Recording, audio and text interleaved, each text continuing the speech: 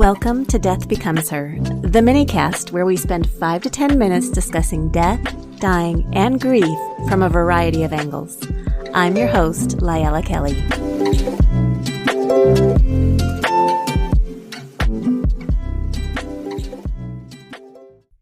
In 2011, artist J. Rim Lee became a TED Talk sensation with her mushroom burial suit presentation. She spoke passionately about toxic pollutants that we carry in our bodies and the need to mitigate the harm that those pollutants can do to the environment once we're buried. She proposed a burial suit laced with specific fungi spores that she said could speed body decomposition while performing toxin remediation. People were deeply moved by her presentation. To date, her TED Talk has over 1.7 million views. Recently, one of my own clients told me that she'd like to be buried in a mushroom suit. She's not the first to bring it up. It's a truly fascinating idea that caught people's attention. One of J. Rim's goals was to challenge our culture to think about death in a different way, to take a step toward accepting the fact that someday we will die and decay, a step towards taking responsibility for our own burden on the planet. She also noted that we share a common desire to understand and accept death and to minimize the impact of our deaths on the environment. I am in complete agreement with those sentiments. In 2015, J. Rim produced a short documentary with filmmaker Grace Lee called Suiting Dennis. It tells the story of Dennis White, a 63-year-old carpenter who had lived an adventurous life and is now dying from primary progressive aphasia. It's a beautiful documentary that addresses some of the emotional and logistical challenges that a family faces as they struggle to accept the impending death of a vibrant, beloved family member and support him in his somewhat surprising end-of-life decisions, including his choice to be buried in a mushroom suit. It's a story that I would recommend you check out. I especially appreciated the family's personal viewpoints about the challenges they face as they work together to navigate an extremely difficult time. Dennis wasn't the only person to find the mushroom suit captivating. In 2019, after Luke Perry's sudden death from an ischemic stroke, his daughter Sophie said this: "My dad discovered it, the mushroom suit, and was more excited by this than I have ever seen him. He was buried in this suit, one of his final wishes." His death and burial choice brought the mushroom suit into the public eye, which further increased awareness of green burial options, and all of us green burial advocates are thankful for that. There is a problem, though, a big problem. The science of the mushroom suit doesn't stack up. I would love to be able to explain it to you, but I am not much of a science girl. I would definitely butcher it. However, Dr. Billy Campbell does a great job of explaining it all in a blog post on the Memorial Ecosystems blog. If you're interested in learning the specifics, check out the Memorial Ecosystems blog post called Why Mushroom Suits Won't Work.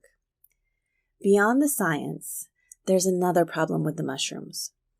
A person who would be inclined to choose a mushroom suit may also be interested in natural burial grounds or cemeteries that only allow green products and practices.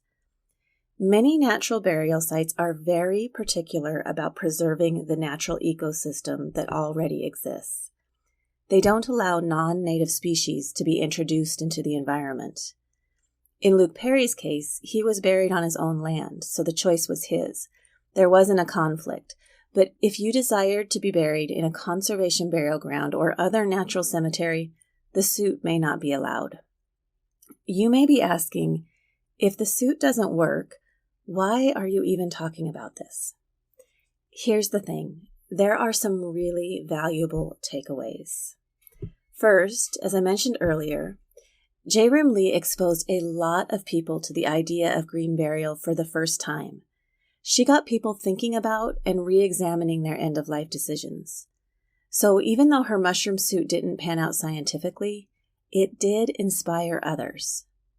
And second, we learned some great lessons from Dennis White and Luke Perry.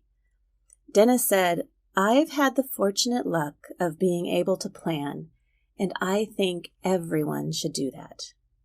He is so right. He knew he was going to die, and he saw the opportunity that he was presented with.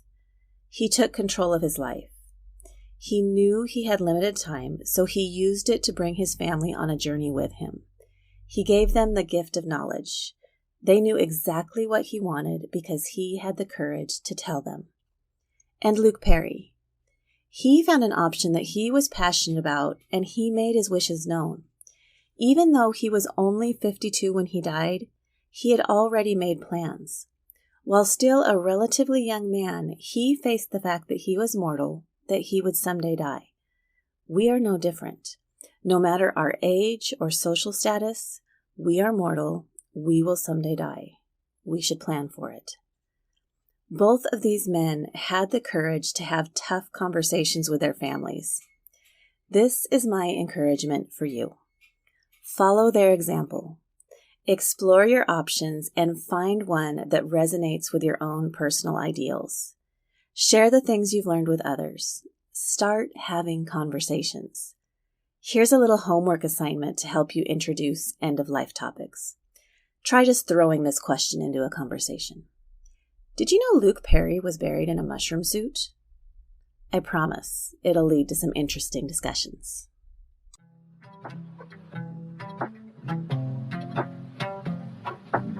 Thank you for listening to the Death Becomes Her minicast. Connect with me, Lyella Kelly, at www.leavingwellmt.com. Special thanks to Roman Belov for our intro and outro music.